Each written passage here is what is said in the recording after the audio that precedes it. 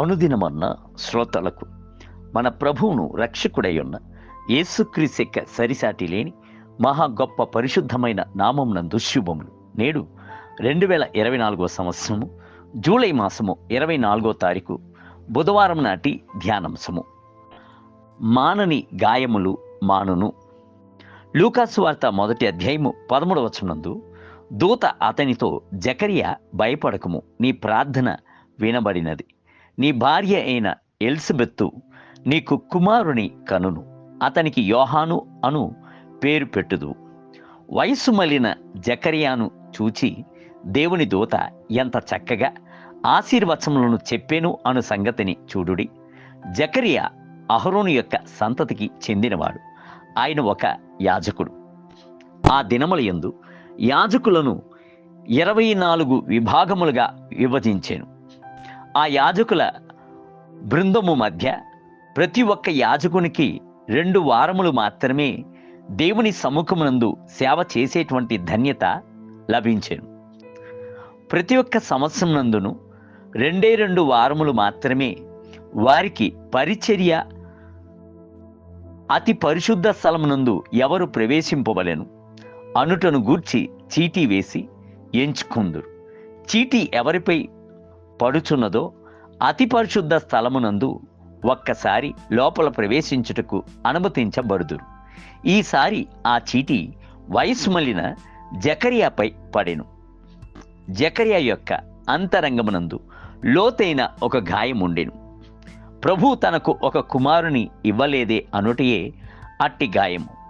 జకరియాయు ఆయన భార్యయు ప్రభు యొక్క సకలమైన ఆజ్ఞల చొప్పునను న్యాయ విధుల చొప్పునను నిరపరాధులుగా నడుచుకొనుచు దేవుని దృష్టికి నీతిమంతులై ఉండిరి అని లూకాసు వార్త 1వ అధ్యాయము 6వ వచనమందు మనము చదువుచున్నాము.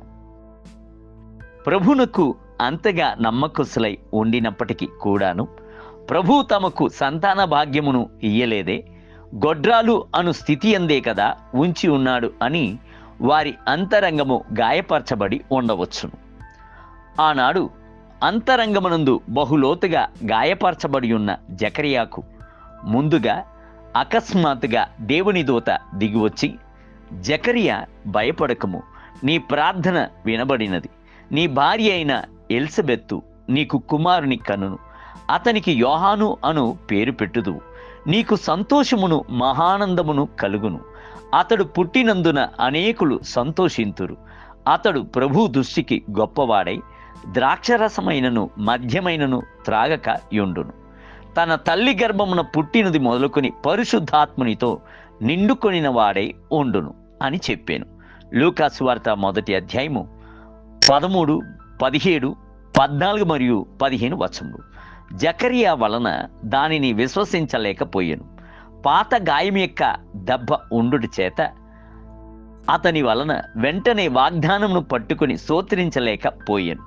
పలు సంవత్సరములుగా అతడు ప్రార్థించిన జవాబు దొరకక పోయినందున ఇప్పుడు జవాబు దొరికినప్పుడు నమ్మలేని పరిస్థితి అయి ఉండెను. యేసు యొక్క శిష్యులు యేసు ఇజ్రాయేలుకు రాజుగా ఉండును అనియు రాజుగా పరిపాలించును అనియు తనతో కూడా తామును పరిపాలించదుము అనియు కాంక్షతో ఎదురు చూచుచూ ఉండిరి. అయితే ఆయన శిలువలో మృతి పొందుటకు సమర్పించుకున్నప్పుడు వారిక అంతరంగము బహులోతుగా గాయపరచబడెను. వారిక నమ్మిక అంతయును వ్యర్థమైపోయినట్లు ఉండెను. అయితే మృతి చెందిన యేసు జీవముతో లేచెను, వారికి ప్రత్యక్షమాయెను. దేవుని బిడ్డలారా, నేడు ప్రభువు మీ యొక్క గాయములను మాన్పవలనని కోరుచున్నాడు. నూతన కార్యములు చేయుటకు ఆశించుచున్నాడు. మీ యొక్క పాత గాయముల యొక్క దెబ్బలు మారుచున్నది. నేటి ధ్యానమునకై నేను నీకు ఆరోగ్యము కలుగజేసేదను, నీ గాయములను మాన్పెదను. ఇదే యెహోవాకు. ఇర్మీయా గ్రంథము 30వ అధ్యాయం 17వ వచనం.